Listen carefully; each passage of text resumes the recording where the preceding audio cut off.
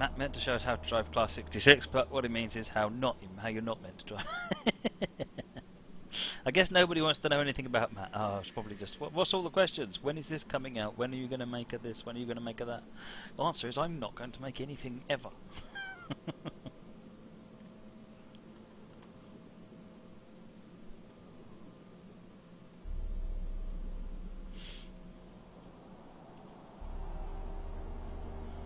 Just waiting for this to load.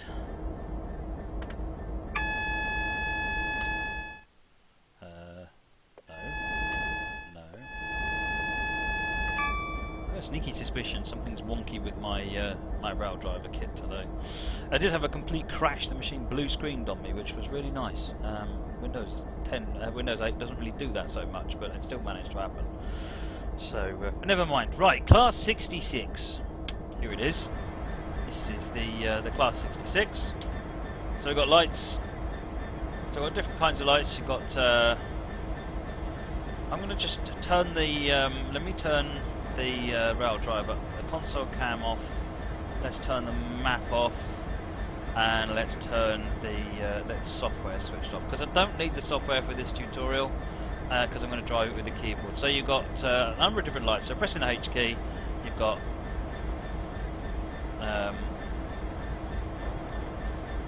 what is going on? Something funky going on today. Okay, fine.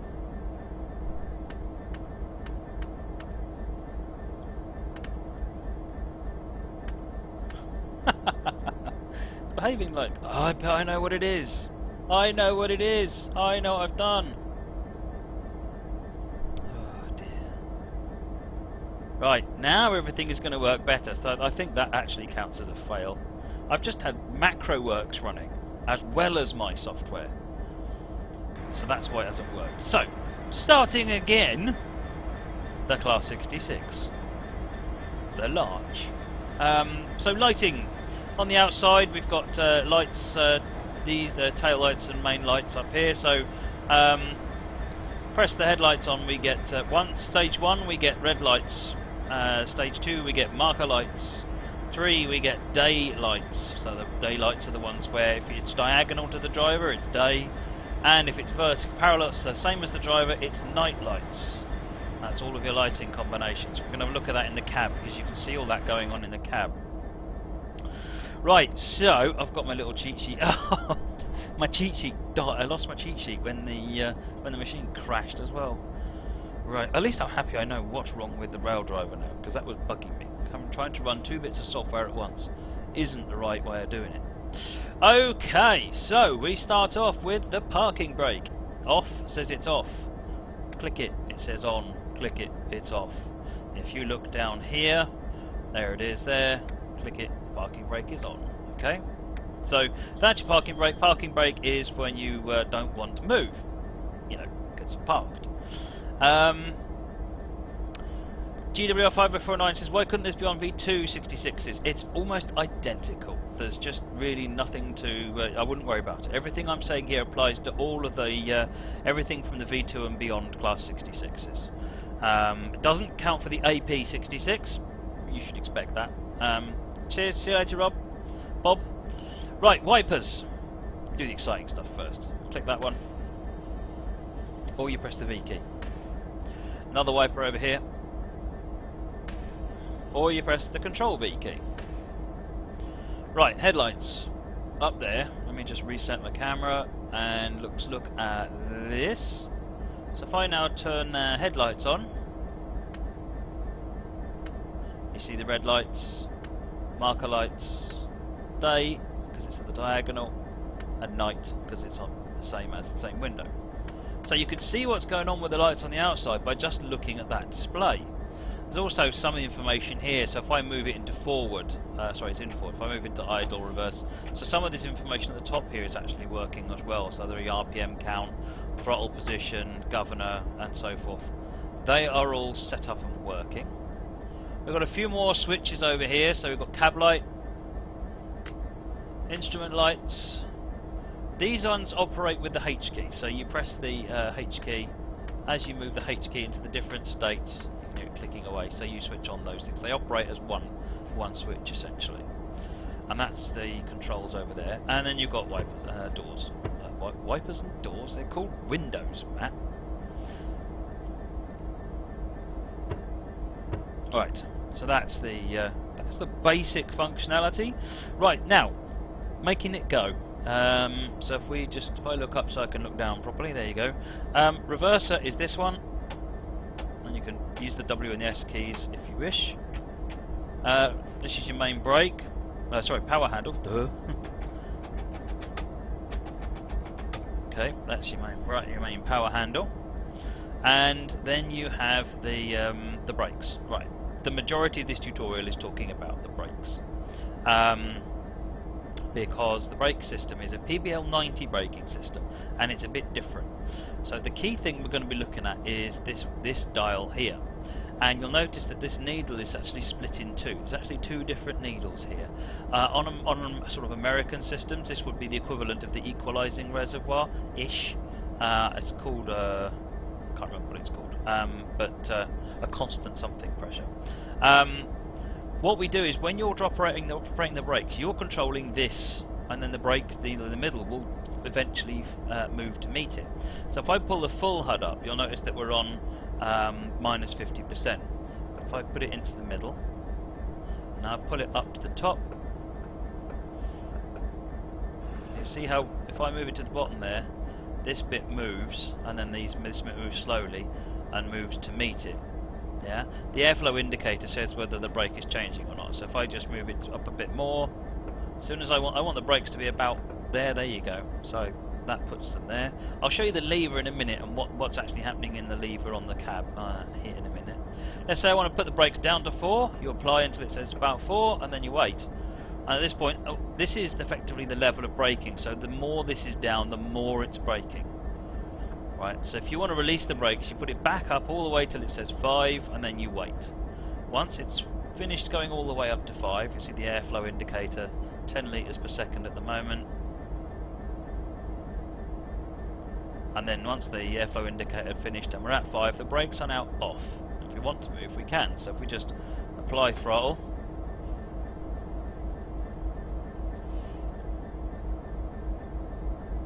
because if we applied throttle in forward gear, that would be much more useful.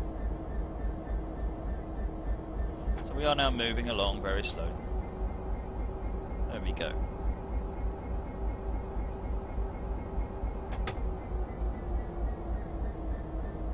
Right, so now we're moving. Let's say we want to slow down. So we put that. We're slowing down very, very gently, down to 1 mile an hour, and then we release the brakes. That's it. So it took a bit of time. So we slowed down a little bit and we applied the brakes. Let's put them onto 4 so that we can hold ourselves in the same position. Doesn't matter if it's a little bit more.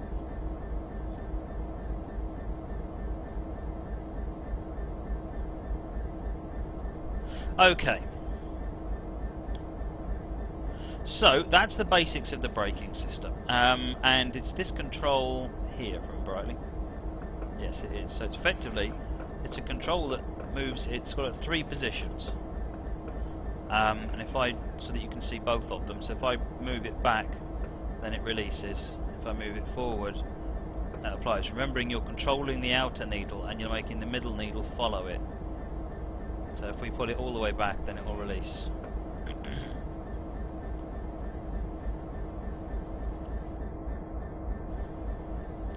Okay, so that is the basics of the train brake. The loco brake is slightly different, but similar.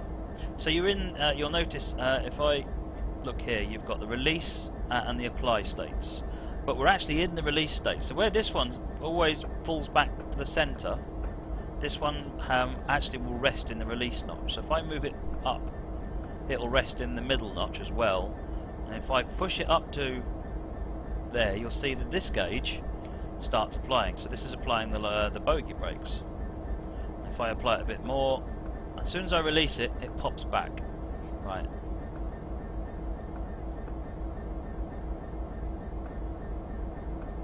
Yeah. Now if I want to release it, I just pull it back into the release and I can leave it there. I don't have to worry about it. Whereas with this, I have to hold it in release until I've got the marker where I want it. If all you want to do, generally, is what you want to do is you'll apply the brakes, lots and lots and lots and lots and lots and lots of brakes just to make it more visible.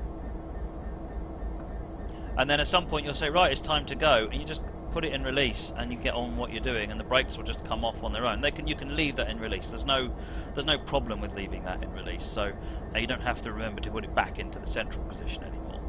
That's all. So that's the loco brake. That's the square bracket keys. So again, that's using the square bracket keys just the same. And again on the HUD, it pretty much has the same sort of behaviour.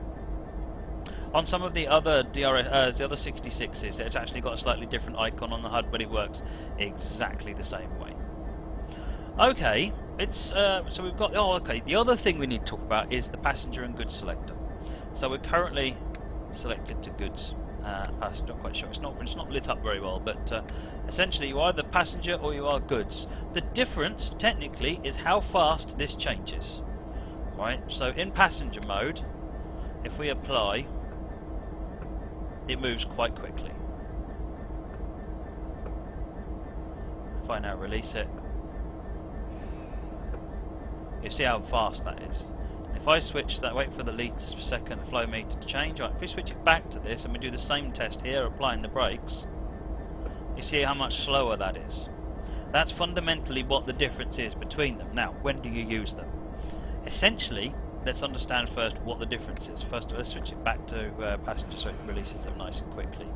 The reason for this, as I understand it, is because of if you've got longer train behind you, heavier train behind you, you want the brakes to react a bit more gently so that you don't smash into each other and have all sorts of problems with the wagons banging into each other. So you want the brakes to be a bit more gentle. So the passenger mode is when you're running light engine or when you've got a relatively light weight or an empty load behind you. As soon as you've got any kind of weight behind you, or you've got something like that needs to be gentle, then you switch it into goods mode, and then you get the more the slower braking rate, which you then need to make sure you be aware of, because obviously that's going to make it your braking times are going to have to be a lot longer as well. Right, so that's the braking times. So just to recap on that one: passenger mode when you're light or running with a relatively light train, and goods mode when you're running with a with a heavier train or a loaded train. I've never found an exact definition. I was looking today for an exact definition of what the best practice is for the passenger goods switch, but that seems to be what I've gleaned as being the right way of sort of as a guideline anyway. Okay, so we've done brakes, we've done a loco brake, train brake, horn.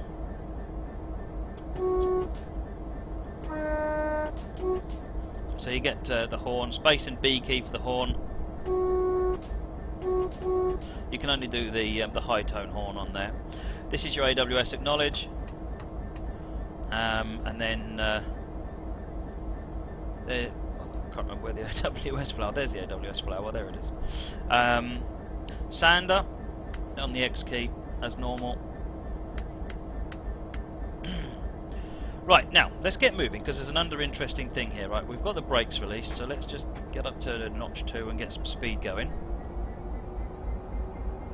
Railhead 88 asks why there is a high and low tone. It's standard on all British trains. I'm not quite sure why the origin of it, but that's certainly all British trains have high and low tone. Right, so we're going nice and slow, and I'm going to show you the train length alarm. Now this would be more impressive if we had a train behind us, but it does actually work. So what I'm going to do, the train length alarm is useful for finding out when the end of your train has passed a particular point. So if you're going into a raised speed limit, you can't actually increase the speed until the back of your train is in it. So if I press this button now, you get a single beep. Now when it beeps again, the back of my train is at the point it was when I pressed the button.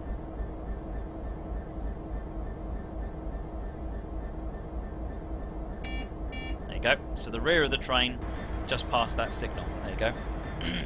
So imagine if you've got 30 wagons behind you, and you've got and you've just gone from a 30 limit into a 60 limit. You can't speed up until the whole of your train is in that 60 limit. So what you do is, as you go past the 30 limit, the 60 limit post, you click the button, and then when you get the beep beep, that means that you can then accelerate. If you're with route knowledge, of course, and with a train that you're familiar with, you generally know when you can accelerate. But if you're running with an unknown length train, this can provide or an unusual length train. This can provide you with a lot of knowledge about, with help about that. I think that basically covers off the core functionality in this train. There is, of course, the emergency stop. Let's get moving again, and I can show you the emergency stop because everyone wanted to see the emergency stop because that's important. Right, let's get moving.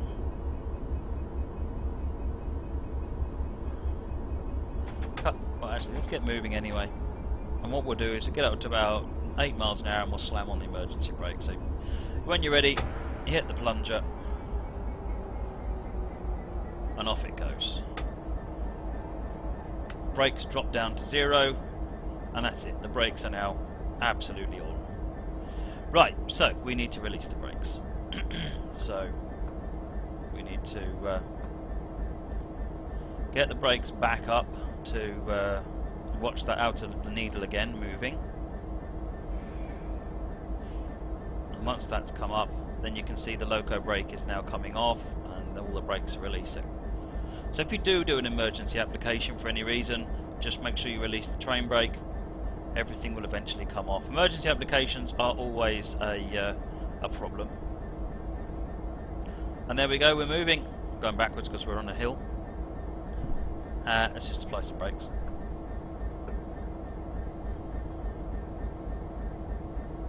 Everyone's just saying that the emergency brakes are really important when I'm driving. Thanks for your support, folks. Much appreciated. Okay. That is the Class 66. It's an overview of some of the functionality that you've got to play with on the 66. It's actually quite a nice look. And the PBL brakes definitely provide an interesting driving challenge. You've got the parking brake, you've got the passenger goods selector, and you've got the unique behaviour of the PBL brakes. So, very good. It's a very interesting loco to drive. Okay, so that is how to drive on the DRS Class 66. It does apply, like I said, to pretty much every Class 66, that's all the V2 66s that were released. All the ones prior to that were much more basic, but all the ones with the new ones have the PBL functionality, and all that instruction applies to it. Okay, right, let's move on to what we're doing next. Another German scenario next from the looks of it.